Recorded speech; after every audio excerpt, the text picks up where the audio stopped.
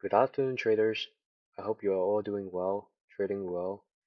Welcome to the August market commentary presented by LTP Research. For your information, LTP Research publishes regular cryptocurrency market updates on a monthly basis. So this is our monthly commentary in which we will discuss macroeconomic outlook and also crypto economics. We'll also present you some useful indicators, metrics, and charts which will help traders stay updated with the latest market developments. Without further ado, let's jump right into this August market commentary. To begin with, let's do a quick summary of August. In early August, broader financial instruments experienced corrections amid a strengthening US dollar and weakening risk appetite. Particularly, the S&P registered a 5.1% decrease from its peak, while the Nasdaq decreased by a maximum of 7.6%. Additionally, gold also pulled back by a maximum of 4.4%, and Bitcoin pulled back by a maximum of 11%. In the later of the month, these financial instruments were showing signs of recovery, while Bitcoin and other cryptocurrencies remain sluggish, revealing weakening risk appetite for cryptocurrencies. Inflation data released in August showed that CPI worldwide increased from 3% in June to 3.299% in July. So this was the first uptick after a 12-month continuous deceleration. In addition, rising energy costs also sparked concerns over near-term inflation projections. The US unemployment rate in August jumped to 3.8%, and therefore investors remain cautious of the potential for stagflation given the elevated unemployment rate and persistent inflation. In cryptocurrency markets, we saw diminishing trading activities and trading volume. We also saw a lack of bullish market sentiment. As for the commitment of traders report, commercial traders on the Chicago Mercantile Exchange (CME) held record high net short positions in Bitcoin, revealing bearishness and also risk-off sentiment. A significant sell-off occurred on 16th of August, resulting in the elimination of approximately 5 billion in aggregate open interest. And this deleveraging event caused a cascade of liquidations of long positions worth over 150 million. The deleveraging event also reduced approximately 25% of leverage on Bitcoin in aggregate. On 29th of August, a federal court ruled that the U.S. Securities and Exchange Commission, also known as SEC, must re-evaluate its rejection of Grayscale Investments' application to convert its Grayscale Bitcoin Trust into an exchange-traded fund (ETF). So after the news came out, Bitcoin price reacted positively, appreciating approximately 6%. However, the SEC has yet to approve any applications of a spot Bitcoin ETF, and therefore it's reasonable to anticipate ongoing subdued trading conditions in cryptocurrency markets until the SEC grants approval of a spot Bitcoin ETF. Before diving into crypto economics, where we will discuss crypto charts, indicators, and also metrics, let's have a look at the current macroeconomic outlook. As I mentioned in the summary, the CPI year-over-year in July rose to 3.29% from 3% in June. So this marks the first increase in the inflation rate after a consecutive 12-month decline from 8.93% in June 2022. As we can see from this chart, the orange line is the CPI year-over-year. So back in June 2022, the peak was at 8.9%. So since then, CPI year-over-year fell steadily, continuously for 12 months until July 2023, which showed the first uptick after 12 months decline. One more thing I would like to point out is that the uptick in inflation is actually concurrent with a surge in oil and gasoline prices. So as we can see from this chart, figure B in the appendix, I attached the CPI year-over-year change, crude oil prices and gas price in this chart. We can see the gasoline price has been climbing continuously steadily since January 2023. And also crude oil prices has been increasing as well for a couple of months.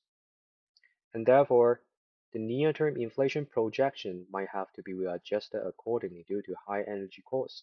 At the same time, the unemployment rate in August jumped to 3.8%. So this data was released in early September, so 1st of September. So therefore, this chart is not showing the 3.8% unemployment rate because it's kept on 31st of August. The uptick in unemployment rate also sparked concern over upcoming stagflation scenario because we are worried that the inflation will remain elevated over the near term, and also an uptick in unemployment rate might indicate an economic recession. So under this macroeconomic environment, the risk appetite for cryptocurrencies will be undermined.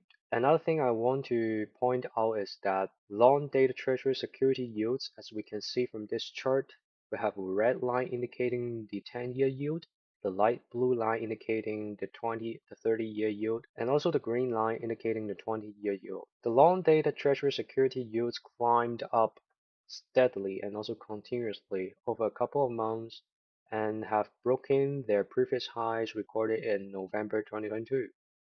As we can see from this chart, the yields have actually broken their previous high in November 2022. What it means for the macro is that investors and traders are now concerning over near-term inflation and also higher for longer interest rate policy. So to wrap up, we think that the current macroeconomic environment is still not very risk encouraging. It's actually weakening risk appetite. Moving on to the second macroeconomic metrics. Looking at the chart, we can see Bitcoin price, gold price, S&P, and also Nasdaq indexes, and their daily returns since 2023. For your information, they are plotted in different scales, and let's look at Nasdaq, which corresponds to the green line and also to the green scale, SPX being the red line and also the right hand side scale. And for Bitcoin, we have the orange line, right hand side scale, and also gold, blue line, left hand side scale. Starting from July, late July, where the Federal Reserve increased 25 basis point interest rate, market since then started to retrace. As we can see the retracement, another interesting observation is that since the rate hike, we are seeing the correlation between these financial instruments climbing up, which means that they are being very closely correlated to each other, might be due to the macroeconomic driving force behind. That is the FOMC 25 basis point rate hike. So later in August, where the CPI data was released, which showed the first uptick after a consecutive 12 months decline. As we can see, these financial instruments also retraced steeper here, and their correlation coefficient started to rise again, which means that they are more likely to be influenced by some macroeconomic factor. However, we see that Bitcoin did not really react to other financial instruments, S&P, Nasdaq, and also gold in a way that they are showing some signs of recovery. So this is actually signaling a weak risk appetite for Bitcoin, as we can see the divergence here. As gold, SPX, and also Nasdaq were climbing up steadily after the retracement, Bitcoin failed to do so. So it signaled a weakening risk appetite for cryptocurrencies. Moving on into crypto metrics, we have the COT Commitment of Traders report, which shows the positioning of CFTC commercial traders trading Bitcoin on Chicago Mercantile Exchange. In this chart, we have three lines. We have Bitcoin's price, we have gold price, and also we have DXY, US dollar index, which is inverted, refer to the right hand side scale. So it's actually demonstrating the inverse correlation between DXY and Bitcoin and also gold. Reasonably, when DXY retraces, we'd like to see that Bitcoin and gold react positively. So a weakening in DXY means a positive return for Bitcoin and also gold, and vice versa. So in this chart, we can see that since July, the DXY is rising steadily. As we can see from the right-hand side scale, DXY has been increasing steadily since July, from 100 to 104. So this strength in DXY actually corresponds to the weaknesses we see in Bitcoin and also gold. Looking at the indicator below, which shows the positioning of commercial traders on Chicago Mercantile Exchange trading Bitcoin futures, we can see that they are now very net short on Bitcoin, which is also the highest net short position ever recorded in 2023. This concentrated shorting behavior among commercial market participants signals apprehension towards favorable near-term price performance of Bitcoin against a backdrop of deteriorating risk sentiment. We will closely monitor this cohort of market participants and see if they are likely to increase their net short position or close their net short positions in the near future. Okay, next, I would like to take you to the Bitcoin price model. As we can see this chart, we have Bitcoin price, we have long-term holder cost basis, we have realized price, short-term holder cost basis, CVDD, which is a floor price of Bitcoin developed by Willy Woo, and also the 200 weeks moving average. Recently, we see that Bitcoin price dipped below the 200 weeks moving average as well as the short-term holder cost basis, which actually is bearish for Bitcoin. This might actually signal a shift in trend for Bitcoin price as we dip below the 200 weeks moving average and also the short-term holder cost basis. It's likely to see a consolidation period or a downtrend in the near future. On the other hand, the long-term holder cost basis and realized price remain relatively unchanged at 20K 300, this level. Moving on, let's look at another metrics which include top 4 stablecoins aggregate circulating supply, number of total staked ETH, and stablecoin supply ratio oscillator. To begin with, let's look at the top 4 stablecoin circulating supply, the green line here. So this green line takes into account the total circulating supply of USDT, Tether, USDC, Circle stablecoin, BUSD issued by Peso, and also TUSD. The total stablecoin circulating supply of these 4 stablecoins are actually steadily declining over the last couple of months, and in August is recorded at 115 billion. It's interesting to see the number of total staked ETH has been increasing over the last couple of months since the transition into proof of stake, which shows the demand for Ethereum. The total value locked for DeFi on the Ethereum chain, as we can see the navy, the dark blue line, remain relatively subdued, standing at 22.4 billion recorded in August. So we are not seeing an inflow of capital into DeFi. Below, we have the stablecoin supply ratio oscillator, which shows the purchasing power of the aggregate stablecoin against Bitcoin market cap. So when it drops into the green zone, we tend to see that Bitcoin is in a oversold condition, and vice versa. When it jumps into the red zone, it's actually signaling an overbought condition for Bitcoin. So right now it's standing at a neutral stance, a neutral position, which does not suggest overbought nor oversold conditions. Moving on, let's look at some trading stacks. So in this chart, we have spot volume of cryptocurrency exchanges. The second indicator, we have spot volume of decentralized cryptocurrency exchanges. And the third row, we have derivatives volume of cryptocurrency exchanges. So we have data since July until 31st of August. We are seeing that August had a diminishing trading volume compared to July, except on 16th and also 17th of August, where market sold off, and therefore we saw a spike in trading activities, trading volumes across centralized exchanges and also decentralized exchanges. Despite this outlier, trading volume in general remained relatively subdued in August. Moving on, we have Bitcoin and also Ethereum trading volume for perpetual futures and also spot markets. So let's look at Binance Bitcoin spot volume. We have USDT pair and also TUSD pair. Because Binance is now offering zero trading fees for BTC TUSD spot volume, therefore we are seeing increasing trading volume on this pair. And also this pair has generally a larger trading volume than the USDT trading pair. As for futures, we are seeing diminishing trading volumes for both Bitcoin and also Ethereum perpetual futures markets. On Bybit, we saw increased spot trading volume for Bitcoin, which is positive. However, we saw decreased trading volume for Ethereum perpetual futures. On OKX, we also saw increased trading volume for Bitcoin spot on the USDT pair. However, trading volume for Ethereum perpetual futures on OKX remain relatively unchanged. Now let's look at Bitcoin, Ethereum, Litecoin, and also Bitcoin Cash. These four established cryptocurrencies and their trading volume on Binance Spot Market. So generally, we see increased trading volume in late August because market sold off at that time.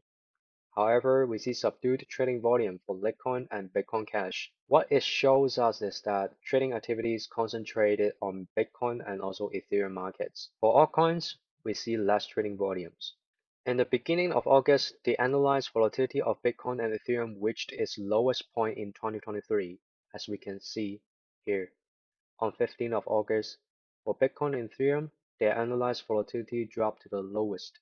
In light of ongoing discouraging macroeconomic conditions, which will weaken risk appetite for cryptocurrencies, and the fact that the SEC is still processing Bitcoin spot ETF applications, we anticipate that trading activities will continue to remain subdued in the upcoming period. Moving on, I would like to show you a trading traffic for Bitcoin perpetual futures on Binance. This is actually one of my favorite charts because it shows me where trading activity is concentrated. On the x-axis, we can see it's being split in 15 minutes interval across 24-hour period. So we collect the trading data in August and we group them by 15 minutes trading interval. So we tend to see that trading activity is concentrated towards the end of London trading hour and the opening of New York trading hours. At this period, Bitcoin had the most trading volume and also the most trading activities as indicated by the number of trades and also the trading volume indicators.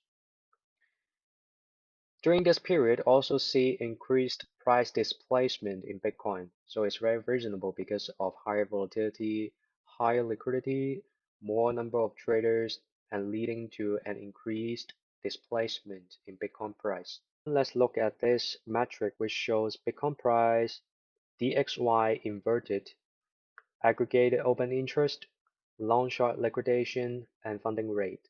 In July and August, we see that DXY has been in an uptrend. We are seeing a decreasing trend here because of the inverted axis. The DXY is actually increasing, so it corresponds to a weakness in Bitcoin's performance. On 16th of August, market sold off. As we can see the chart here, the orange line which corresponds to Bitcoin price dropped rapidly on 16th August. This sell-off also caused significant deleverage in the cryptocurrency market. In Bitcoin market, in aggregate, we saw approximately 5 to 6 billion worth of open interest being wiped out and also 150 million long liquidation. The funding rate also dropped negatively. I would like to take you to this order flow visualization chart which shows you the liquidation event and how it unfolds. The x-axis corresponds to a 4-minute time span where the liquidation occurred, and also we have two lines here, a lot of bubbles. So the orange bubbles corresponds to ticket sell orders. So it's reasonable to assume most of them during these periods were actually liquidation orders and stop losses. The blue bubbles corresponds to ticket buy orders. So when traders initiate ticket buy orders, they are actually market buying Bitcoin on perpetual futures. We are not seeing a lot of blue bubbles here. It's very reasonable because at this period, market sold off. So the purple bubbles refer to the ticket sell orders on BTC USD spot market. And the green bubbles correspond to ticket buy orders. So they are actually market sell orders for purple bubbles and market buy orders for green bubbles. Another interesting observation here is that we see that the price of Bitcoin on perpetual futures market deviated from that of the spot market. This is due to a cascade of liquidation events and also price kept dropping, hitting traders' stop losses, and therefore the price of Bitcoin perpetual futures deviated from that of spot market, particularly at 9:45 p.m. As we can see here, we see increased blue bubbles. This also shows that traders are willing to buy at 25K at this price level. They might think that this price level is in a discount and they would like to initiate long positions. Also, it's interesting to see that the Binance perpetual futures for Bitcoin dipped below its previous low at $24,777 on 15th of June 2023. Price of Bitcoin on perpetual futures on Binance actually dipped below its previous low, while spot market did not. Looking at the two indicators below, we have the buy and sell ratio skew. The second indicator refers to the buy-sell ratio skew for perpetual futures, and the third row represents the buy-sell ratio skew for spot market. Since 9:45 p.m., we saw there were more blue bubbles coming in, and also the buy-sell ratio skew jumped across the 1 benchmark. So the red line represents 1, which is at equilibrium, where buy side approximately equals to sell side ratio. When it climbs above 1, the dotted red line represents more buy orders than sell orders, and vice versa. So we are seeing since 9:45 p.m. the buy side skew started to happen, and price started to deviate back to the spot market for Bitcoin perpetual futures. It's actually closing the deviation here.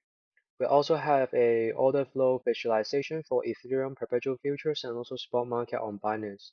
The sell-off, as we can see being visualized here, a lot of orange bubbles representing liquidation of buy orders and also stop loss being hit, a lot of big orange bubbles. As for the spot market, we can see there are more purple bubbles, more bigger purple bubbles. So overall, during the liquidation period, we can see sell side skew dominated, as the same for spot market. Moving on, let's review different sectors' price performance. In this chart, we have layer 1's price performance. We can see that Hedera Hashgraph dominated in this sell-off due to the reason that the Federal Reserve Fed now lets its micropayments platform drop, and therefore under this narrative, Hedera HBAR were able to outperform the rest of layer 1s. In general, layer 2 suffered from market sell-off and were generally in a downtrend. DeFi sector also tanked. However, Woon were able to outperform the rest of DeFi tokens. We also saw weakening demand for GameFi or Metaverse tokens. As for CX tokens and meme coins, they were not performing well in August as well. However, BitMax token outperformed the rest of others. Looking forward, we have this seasonality chart here, which highlights the seasonality pattern of S&P, Nasdaq, Gold, and Bitcoin. Bitcoin is in orange line, Nasdaq is in green line, the navy line represents S&P, the yellow line represents gold. So this chart actually tells us how these financial instruments tend to perform during which specific month of the year. For example, let's look at Bitcoin, the orange line. In July, Bitcoin tends to consolidate and exhibits less volatility, which also align with the price action of Bitcoin in July 2023. In August, we tend to see increased volatility and also weakness in Bitcoin. Stepping into September, it's more likely to see these financial instruments, particularly Bitcoin, entering a bearish market. November and December tend to be very bullish months for Bitcoin and other financial instruments. In light of recent industry developments where we saw increased institutional adoptions, for example, we saw Grayscale Bitcoin Trust winning the court case against SEC. We also had BlackRock, Fidelity, and also other asset managers applying for Bitcoin spot ETF. We are seeing that the GBTC discount closing up. For some of you who don't know why we have a discount in GBTC to its net asset value, is due to the fact that GBTC is a closed-end fund that holds Bitcoin, unlike ETFs, which can create or redeem shares based on investor demand. GBTC cannot. GBTC has a fixed number of shares, so this structure leads to supply and demand issues, therefore resulting in discount and also premium prices of their shares. And this report will also highlight some important news for you. If you are interested, feel free to click the link below, visit our report, and check out this news. In September, we are anticipating these economic events injecting volatility into different financial instruments. Particularly, the Fed interest rate decision on 20th of September will inject a lot of volatility into various financial instruments, including Bitcoin. So traders, you would like to monitor this economic data. We also attach some useful macro charts at the appendix which you can refer to. For example, for this chart, we highlight the Federal Reserve total balance sheet. We also have Euro Central Bank total assets.